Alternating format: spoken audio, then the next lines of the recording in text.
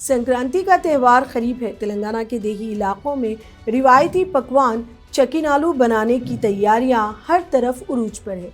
निर्मल जिले के खानापुर में ख्वातीन के लिए चकीनालू की तैयारी इस वक्त खौफ में बदल गई है, जब बंदरों के झुंड की वजह से डर पैदा हो गया। संक्रांति से एक हफ्ता कबल खानदान के सब अफराद मिलकर बारी बारी चकीनालू बनाते हैं, मगर बंदरों की बढ़ती हुई तादाद ने ख्वातीन को शदीद परेशानी में मुब्तला कर दिया है।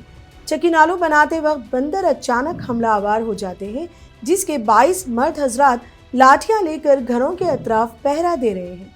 ख्वातीन का कहना है कि त्यौहार की खुशी से ज़्यादा अब बंदरों की अजियत बर्दाश्त करनी पड़ रही है।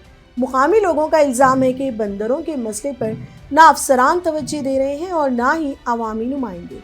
संक्रांति जैसे बड़े त्यौहार के मौके पर भी अगर खौफ का माहौल हो तो ये इंतज़ामिया के लिए एक संजीदा चैलेंज बन चुका है।